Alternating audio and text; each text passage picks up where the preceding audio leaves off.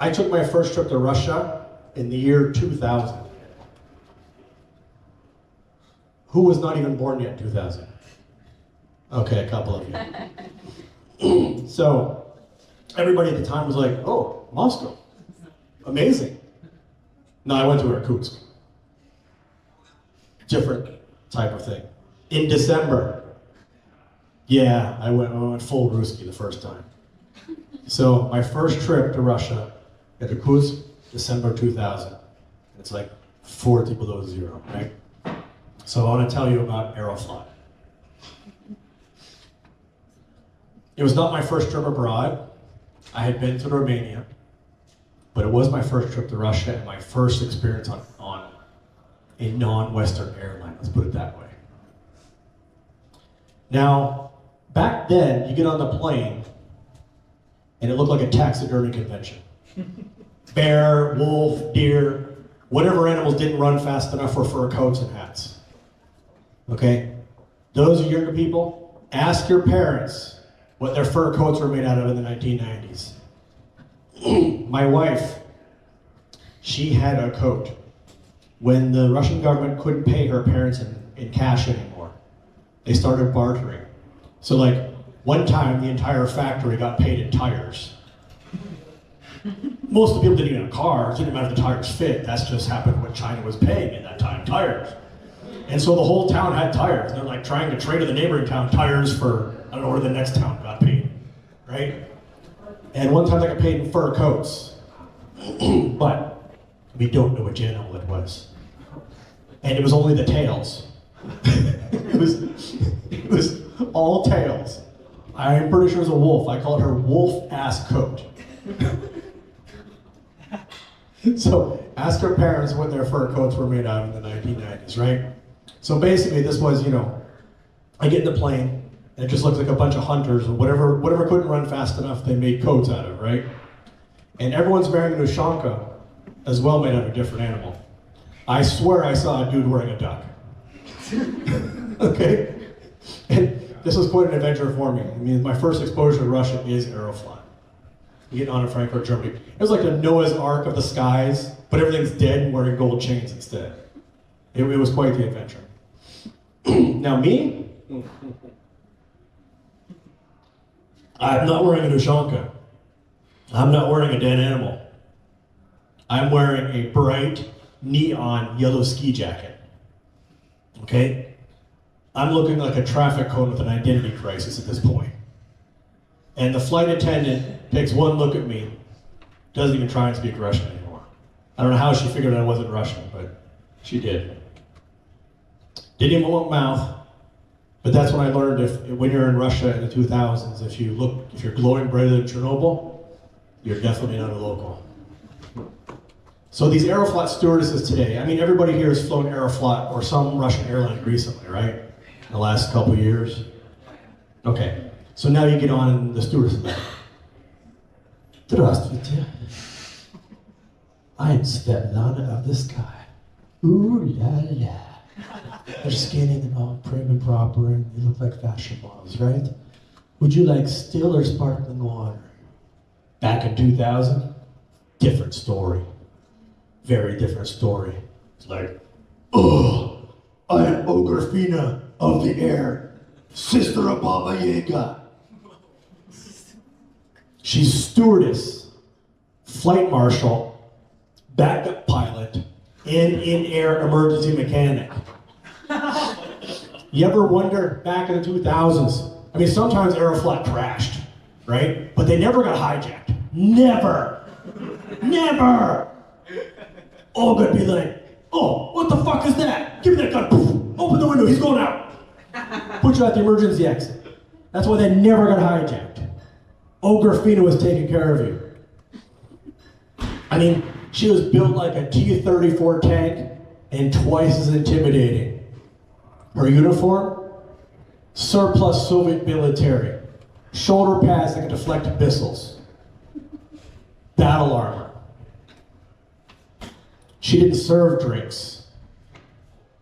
She deployed them. You want drink? That was not a question. That was a warning. It's like a grenade. Incoming! She got arms like she wrestled bears in the Soviet Olympics, right? This is why Russian planes have wider aisles, because of the older flight stewardesses. They had to fit. She's got a wedding ring on, but it's more like brass knuckles. I asked, Coca-Cola? She hands me an unlabeled bottle. Is better. It's Russian aviation fuel. Tastes like vodka. Now, babushka across the aisle spoke English, so I'm sitting in the aisle. And she leans over and she goes, excuse me, are you Orthodox? I said, no. And she leans in, she smells like borscht, okay? Borscht and wisdom, and she goes, only 2 types of people go to Siberia. Only 2 types of foreigners go to Siberia. Missionaries and spies. Then she hits me with, you don't look religious. And I'm like, where'd you learn English so well? She's like, I lived abroad. I said, doing what? And this babushka, wearing enough gold to make Putin jealous, just smirks at me and goes, I'm not religious either.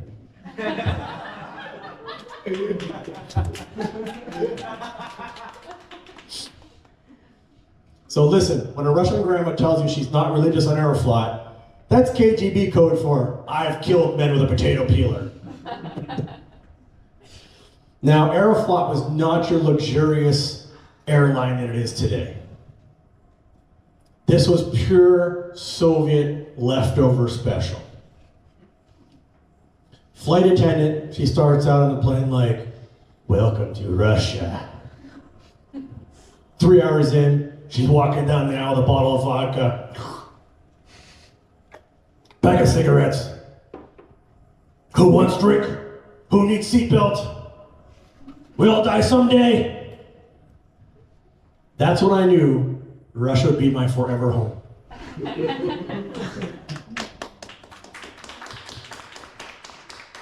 When safety is optional, you've found your people.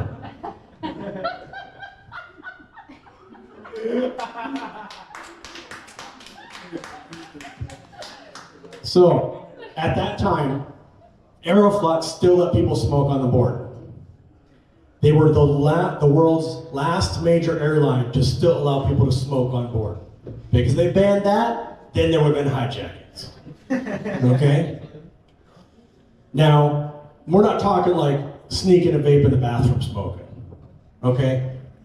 We're talking full-on chain smoking section in the back of the plane. But having a smoking section in the back of the plane is like having a vomiting section in the elevator, in the lift. But an elevator that you're stuck in for 9 hours. Now the front of the plane, the front half of the plane is like all, the walls are all kind of white and clean, well, cleanish, okay?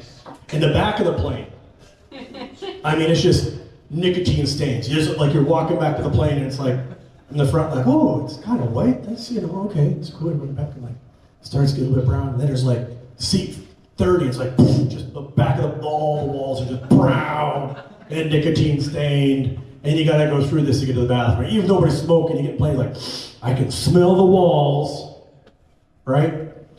And, people that are running out of cigarettes, they're just licking the wall to get their nicotine fixes, right? And so, worse yet, the whole plane's shaped like a cigarette. And the back part of cigarettes are brown. So, the color scheme, it makes you feel like you're inside of a cigarette with wings. The front's white, the back's brown, and just like you're in a flying cigarette. That's it. Now listen, as someone with an Interpol red notice, flying Aeroflot was perfect training. When pilots don't care about fire hazards, you can light fires on the plane. They definitely don't care about passenger manifests. Okay? So, had this flight, and the pilot announced, today's co-pilot is Boris. He quit smoking yesterday. Please be patient while we try to land.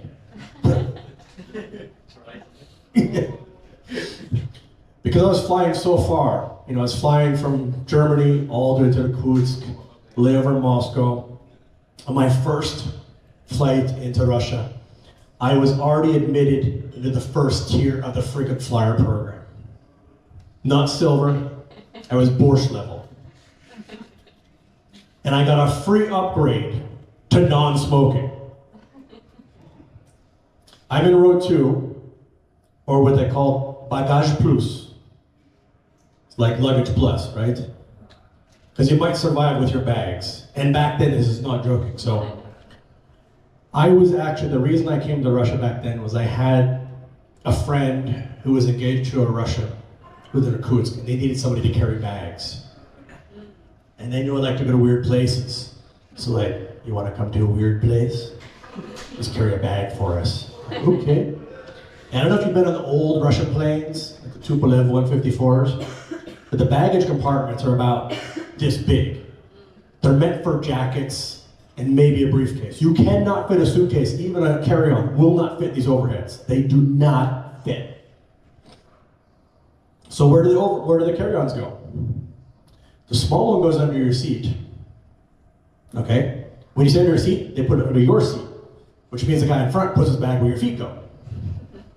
So now you're like this, and the seats are so far, and it's like dinner time, and it's like, okay, dinner's over, but just boom, it's like dominoes. Everybody has to go up and down at the same time. You cannot put one seat down at one time. They all have to go. And the rest of the bags go, and I'm not joking, I had a duffel bag, like this big, on my lap. You could only see my head. And the whole plane's like this. You're looking around to see heads. That's it. Even when they came by, you couldn't put down the tray, just put your meal in your bag. I wish I was joking. So the food cart comes along, right? Ografina again. And she's ready to practice her best English. She says, meat, chicken, or fish? I said, fish, please. Fish, no.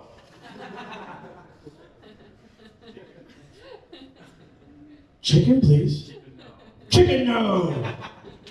I'm like, meat. And you know what's funny about Russian speakers? Sometimes I speak English. Sometimes they learn very exact phrases for very exact situations. And if the situation changes, they don't know what the fuck to do. Right? So it's like software development, like programming functions. No flexibility. Software developers, we call this hard coding. You get exactly what's in the code and nothing else. So she'd only been trained to say meat, chicken, or fish. And she didn't know what to do when they ran out of something. So she only had to ask. Meat, chicken, or fish is like, her in her brain, it's like, it means, what do you want? Yeah. I have food. She doesn't understand what she's actually asking. So she thinks she's asking me, I have food, and I'm answering back, blah, blah, blah, blah, blah. She could have just handed me the fish, but it was part of her routine. She couldn't come by and be like, bruh. She had to say something. It was like talking to, ChatGPT if Stalin developed it. Every response was pre-programmed. There was no room for improvisation. So I tried asking, what kind of meat? Because she did not say beef. Don't let them fool you. So I said, what kind of meat? And she just, boom, boom, boom. She rebooted. Meat, chicken, or fish? It's like she was stuck in a loop. Error 404. Food options not found. Please reboot stewardess. Or like those Windows error messages that sometimes you get. Operation completed unsuccessfully. What the fuck does that mean? It's completed, but I don't know if it finished or not. So finally the stewardess is like, here comrade, you like meat. And I'm like, I'm in row 2. Where the fuck did all the chicken and fish go? row. I'm in row 2. Where did it go? When I was a Microsoft regional director, I flew business class, then the FBI happened. Now I'm on Aeroflot, eating mystery meat in seat 2C. That's what political asylum gets you, by the way. Front row seat to Soviet cuisine revivals, right? So the stewardess hands me this gray substance. Okay? Gray substance. And I ask, again, what kind of meat? Yes. That's it, just yes. Now in America, they tell you about farm to table story about your chicken. Oh, your chicken was raised as a cute little chicken. It was taken care of in fantastic chicken farms. And we massage the chickens and take care of the chickens. You know? But in Russia, the meat tells you the story. And it's usually a horror story. But here's the thing. After Bulgarian prison food, mystery meat food was an upgrade. Okay? At least I was pretty sure it was meat. And at least Aeroflot usually served it hot. Usually. Sometimes they say, hot meal today. What they meant was, it was hot when we left Moscow 3 hours ago. Now, Boris next to me just winks and says, is meat still moving? No, therefore it's good. Okay, you can't argue with that, really.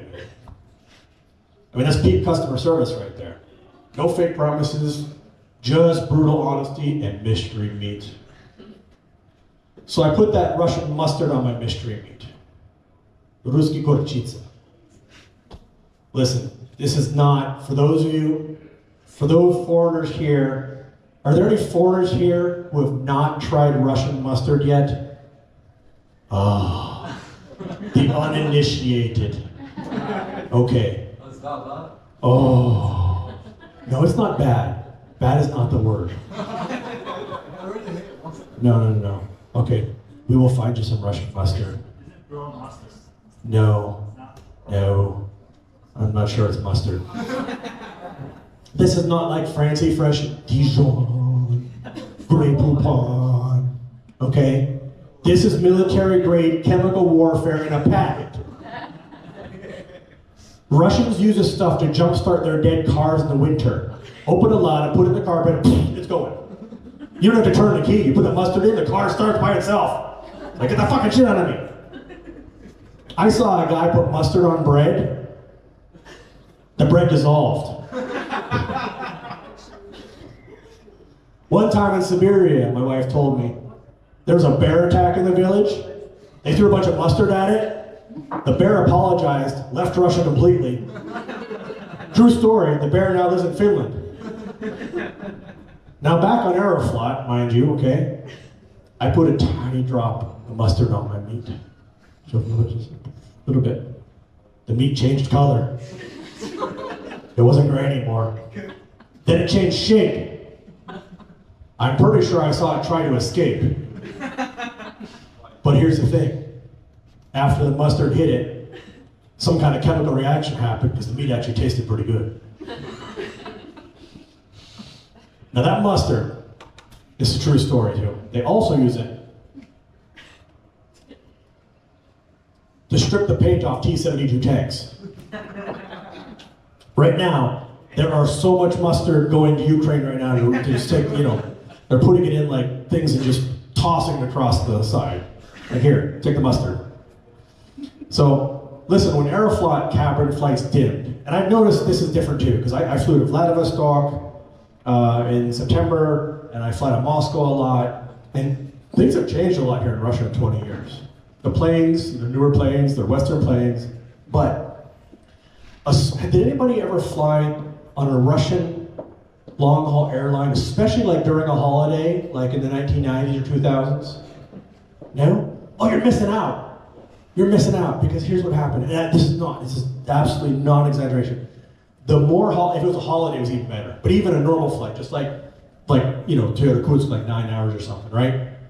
So, they dim the lights.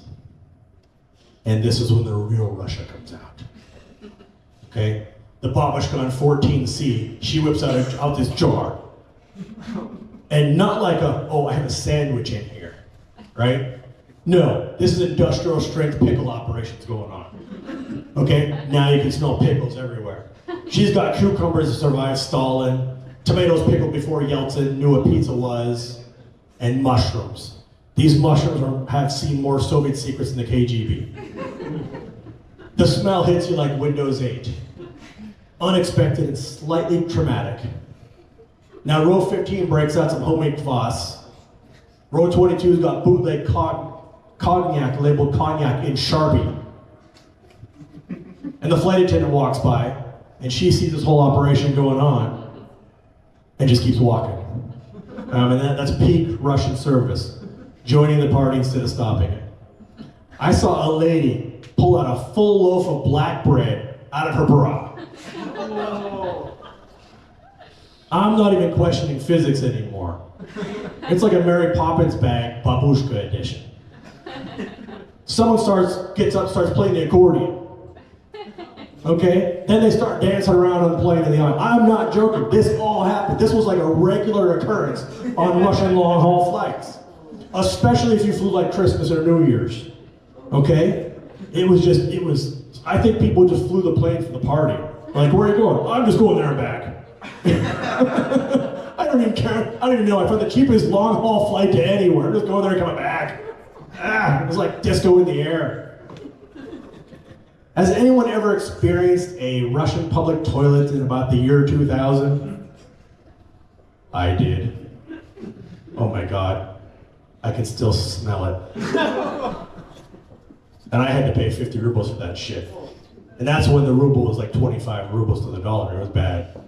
Yeah, the situation was bad. It's like Trump with his shirt off. So now take that image of a Russian 2000 public toilet, put it in the sky with turbulence. Okay? Now the first hour is just standard Soviet design. Steel toilet seats, really cold, fluorescent light flickering like a disco in a mental hospital. 3 hours in, story starts to change.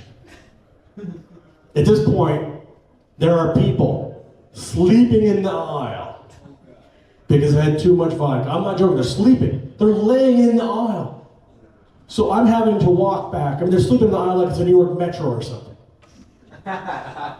So I'm having to do parkour because I'm in row 2, and there's no toilets up front. So I'm having to go 35 rows back. My feet are on the armrests. I'm walking on the armrests as people are sleeping, right? One hand on the luggage bin, other hand making the sign of the cross. I get to the bathroom. In the bathroom in those days, the door would open. There was like the door was not like flush with the floor. There was like a ridge that you had to open the door, you had to step over it. I didn't know why. But it's because by hour 3, the bathroom floors got more liquid than Lake Baikal. Okay? And I'm wondering, what the hell were we scared of in America? We're always scared of the Soviet Union invading us. I'm like, if this is the type of aim Russian men have, there's no fucking way. Their aim is for shit. But then my wife explained to me, it's not the men. It's the women. Because back then, women were afraid of public toilet seats. They thought they, spread AIDS or Ebola or something. So they would hover. And in turbulence, like, so they're hovering. Try doing that at 440,000 feet. The plane's bouncing like a lot of going down a dirt road, right? Now by hour 6, the floor is looking like Pripyat after rainfall. Everyone's new strategy. Come up with a new strategy. You gotta pee? You need a new strategy. So I'm getting back in the bathroom, and even the dudes are like, no. So they open the door, and they're standing that little ridge, and they're just like, let's go for the long shot, baby. And, I mean, you gotta imagine, it's like playing darts, but you're drunk on aviation fuel, and that's pretty much what it's like. Last hour, that bathroom was wetter than St. Petersburg in November. Now you think Moscow airport's wild. Irkutsk in 2000? I landed at 3 o'clock in the morning. The temperature's 40 below zero. That's when Celsius and Fahrenheit agree. And they both say, no fucking way. And the pilot's like, welcome to Siberia. Winter is not a season, it's a lifestyle. But that's for a different day. Thank you.